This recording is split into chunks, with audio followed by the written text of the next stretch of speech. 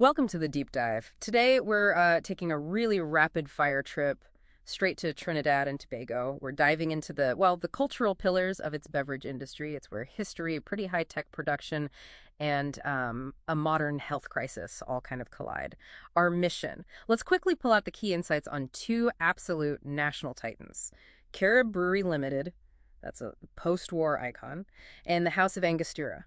Their roots go way back, 1824, started as a medicinal tincture. Yeah, these are definitely firms that, really shaped the nation's identity. Carib, huge regional player, set up in 47, and their big one, Carib Lager, launched in 1950. And culturally, you have to talk about the Carib Girls campaign. It's like inseparable from the brand. Right. And that campaign, it tells you so much about T&T's commercial identity, doesn't it? On one hand, you hear defenses, high profile, well-paid roles, maybe a career platform for students. But then, boom, major criticism, too. Exploitation, objectification. Yeah. And that tension is really interesting. It feels like a uniquely Caribbean negotiation, almost. That's a great way to put it. So, okay, if Carib shapes culture through branding, how does Angostura define identity? Maybe through its production history. Yeah, let's unpack the spirit side. Angostura are world famous for bitters, obviously.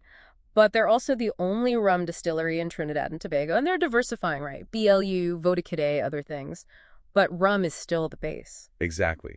And what's really fascinating with T&T rum, specifically Angostura, is the idea that the distillation technology itself, that's the spirit's terroir. Wait, hang on. The technology is the terroir, not like the molasses source or the climate? Well, those matter, of course, but the defining characteristic for Trinidadian rum comes from Angostura's choice of stills. They exclusively use modern multi-column stills. Okay, multi-column. Yeah, and that creates a spirit that's, clean, quite light-bodied, elegant, the deep complexity that comes mostly from after distillation aging in those ex-bourbon barrels, and crucially, their expert blending.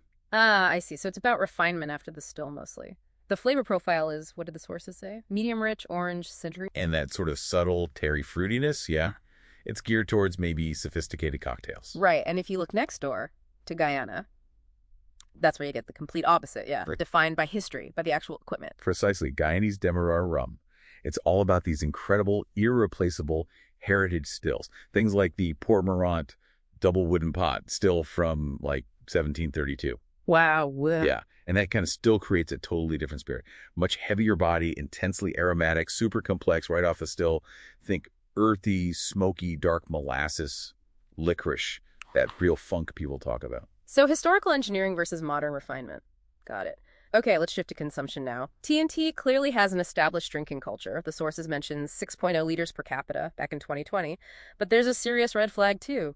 The highest rate of heavy episodic drinking among males in the English-speaking Caribbean. What was it, 33.9%? That's very high. It is concerning.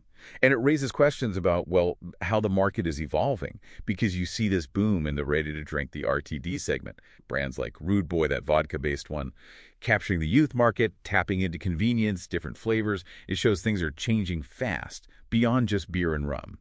But, okay, the really critical finding, the one that feels like an actual crisis unfolding now, it's vaping.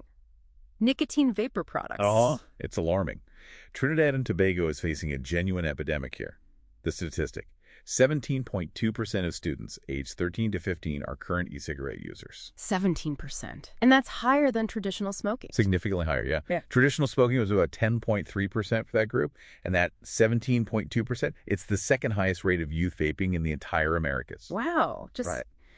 And the reason seems pretty clear. Painfully clear. As of early 2025, there was effectively zero specific government regulation targeting these e-cigarette products, a complete vacuum. And into that vacuum steps aggressive marketing, aimed right at kids. Absolutely. It's the old tobacco playbook.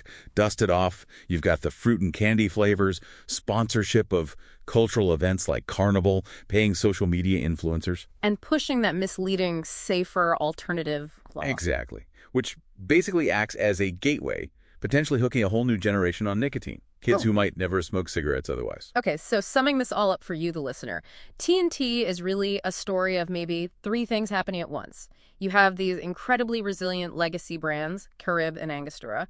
You have sophisticated production, where the still itself is the terroir, defining the spirit. And then you have this urgent, preventable public health crisis with vaping, driven by market forces just running way ahead of any rules. A complex picture, definitely. Right. So here's a final thought to leave you with. Angostura bitters, remember, started almost 2 centuries ago as medicine, helping soldiers with stomach issues. Now compare that to the modern e-cigarette industry using this medical-sounding harm reduction narrative, but essentially to introduce nicotine addiction often to non-smokers. Does a medicinal origin give a product some kind of permanent moral high ground? It's a question. And think about this. 82.4% of the public in TNT support raising the drinking age to 21. Massive support. What does that huge number tell you about the public's current faith, or maybe lack of faith, in the beverage industry's ability to regulate itself when a real crisis hits? Something to chew on.